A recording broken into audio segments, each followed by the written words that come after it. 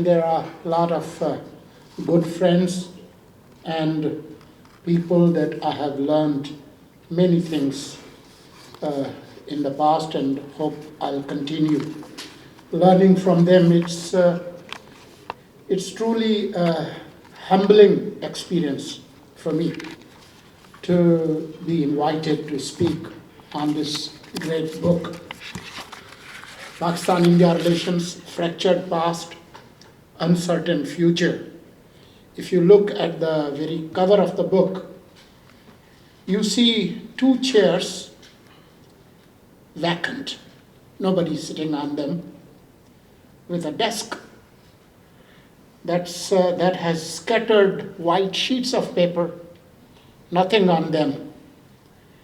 On one hand, it looks like a half empty glass, but I share the optimism by Ambassador Aizaz Chaudhry, who is probably an eternal optimist despite being an eyewitness to this seesaw actions of ups and downs in the history of relationship between both countries. As I was coming here this morning, I went through the speech of Qaid-e-Azam Muhammad Ali Jinnah delivered to the First Constituent Assembly on the same day, like today, Monday, August the 11th,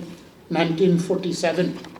In his speech, and I quote, he says this just 3 days before independence. He says, "The whole world is wondering at this unprecedented cyclonic revolution which has brought about the plan of creating and establishing 2 independent sovereign dominions in the subcontinent." Thankfully, he didn't, talk about partition of India.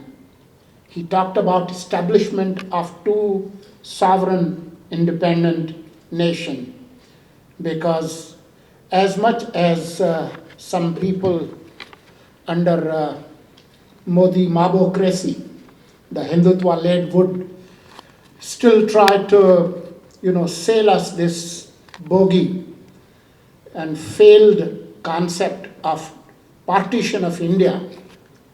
It was basically creation of 2 independent sovereign nations,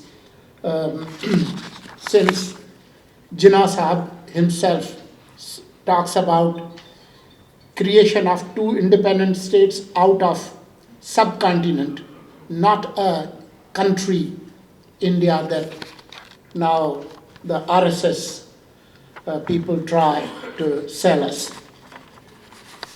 Ladies and gentlemen, as some of us who have the chance to go through this book, Ambassador Aizaz Chaudhry, who has been and who is telling us this eyewitness account, since he has seen both those highs and lows, he does not just give us the diagnostics, the prognosis of the disease, but in this book, he also gives us the prescription of the healing. That's the great thing about this book. As we all know, that at times, proximity breeds contempt. And as we have seen over more than 7 decades, the relationship between Pakistan and India, somehow, sadly, it's the mistrust that has defined the relationship, not a constructive engagement as Ambassador Aizaz Chaudhry has written in this book.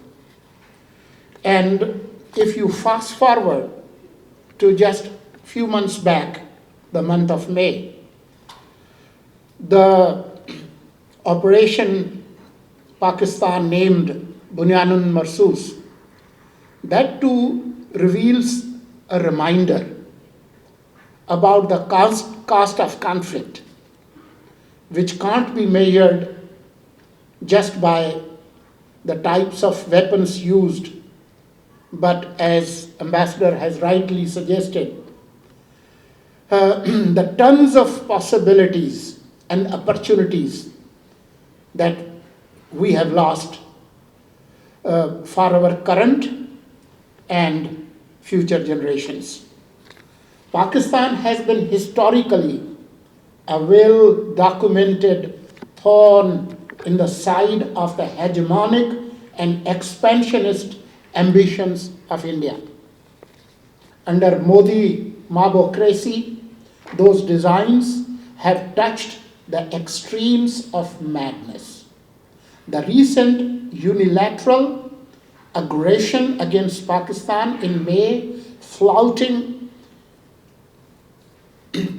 international law, violating Pakistan's sovereignty, killing innocent civilians, demolishing homes, schools, and places of worship, and lowering the nuclear threshold had the potential to turn this entire region into a nuclear ashtray. As Ambassador Aizaz Chaudhry rightly said and has mentioned in this book, Kashmir lies at the heart of this mistrust and acrimony, creating this proximity, breeding contempt and animosity rather than good neighborliness envisaged by Quaid-e-Azam Muhammad Ali Jinnah and Mahatma Gandhi, killed by RSS thugs. The takeaways of this book, I would say that stalemate, acrimony, confrontation, destabilization, proxy wars, and seesaw, up and down, now hope and now hopelessness, they kill the prospects of prosperous, peaceful future. I would say the peaceful future for both countries only lies, as Ambassador has rightly mentioned, in the framework based upon mutual respect, peaceful coexistence, and not in the zero-sum games, violation of international law, and bad neighborliness. My message to our eastern neighbor, India, is hubris will not help India. Humility will. Thank you.